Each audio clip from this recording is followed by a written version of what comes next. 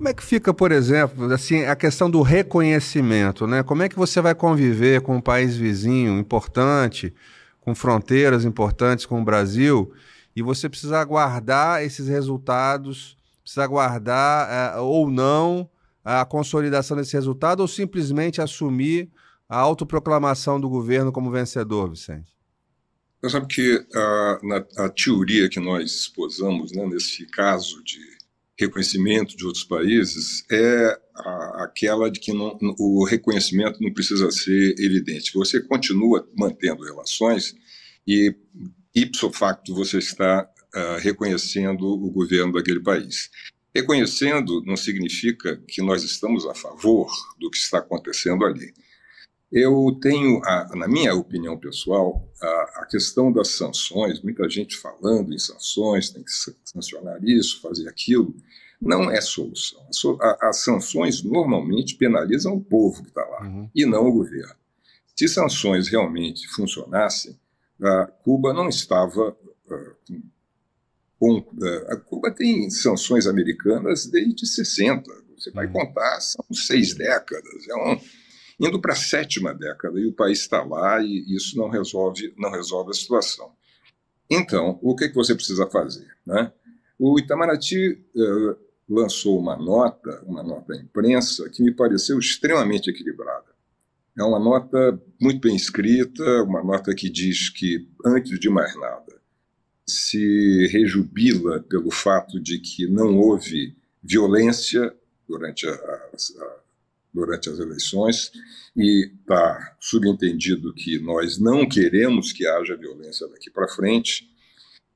Está dito também que os resultados devem consagrar a vontade popular, não está dizendo qual é esse resultado, e diz que para você saber de fato quais foram os resultados das eleições, é preciso que haja uma verificação de urna por urna. Então, eu acho que tá bem equilibrada essa nota, ela não está pendendo para um lado ou para outro, ela está dizendo aquilo que, na verdade, foi combinado em outubro do ano passado, quando Nicolás Maduro concordou, numa reunião em Barbados, em fazer essas eleições, marcar essas eleições que ele fez. Há um detalhe na questão, um dos detalhes, né, que preocupam na realização dessas eleições é que elas foram realizadas agora e o novo governo só assume no início do ano que vem. Portanto, você tem 6 meses ainda com o governo Maduro, em qualquer situação. Né? Se ele tivesse ganho, ele ficaria, não ganhando, ele fica também. Então, é um prazo bastante longo, um prazo difícil de você ter, um prazo tão longo assim para você receber um novo governo. Então, tudo isso indica que nós temos que, antes de mais nada, exigir que seja cumprido o pacto assinado por Maduro em outubro de 2023. Essa é a primeira posição. A segunda posição é de que é preciso manter a oposição, né, tratar essa oposição de uma maneira democrática, e isso daí não existe uma fórmula para você dizer vai ser feito assim ou assado. Você vai ter que, na verdade, ir acompanhando a situação para, então, diante dos fatos, você assumir determinadas posições. Quer dizer, dentro do cardápio de opções que a diplomacia brasileira vai colocar à disposição do presidente Lula para ele tomar uma decisão em relação a essas questões concernentes à Venezuela, então vai desde essa convivência, não necessariamente o reconhecimento precisa acontecer ou não, ele pode conviver politicamente, conviver nas relações entre os dois países e aguardar os novos acontecimentos.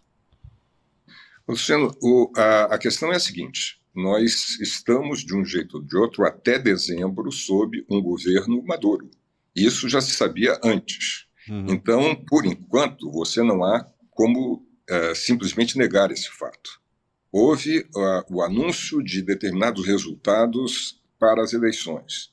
O que o Itamaraty disse é que esses resultados precisam ser, na verdade, verificados, e verificados urna por urna. Isso aí é um aviso bastante claro, bastante claro. Nós não somos a favor de sanções. Em princípio, nós somos contra esse negócio. Nós queremos que os países permaneçam mantendo relações. Então, nós queremos que as relações sejam mantidas. Não é? Agora, os tempos de diplomacia, e às vezes é difícil explicar isso, mas os tempos da diplomacia são diferentes, são mais longos do que os tempos da política interna. E, decididamente, são muito mais longos que os tempos da imprensa e agora das mídias sociais, não é mesmo? Quer dizer, querer soluções imediatas talvez não seja possível. Há uma outra coisa que me deixa um pouco, às vezes até incomodado, sabe? É dizer, por exemplo, que o Brasil e o governo não deveria ter mandado o embaixador Celso Amorim a Caracas. Eu discordo, enfim, posso compreender a opinião de quem pensa assim, mas eu discordo. Eu acho que, na verdade, o Brasil não tem outra saída. O Brasil tem que mostrar a cara. O Brasil, para ser relevante, o Brasil, para assumir as responsabilidades que tem como um país que se diz ou que quer exercer uma liderança, de fato, né, nessa região, tem que assumir o risco.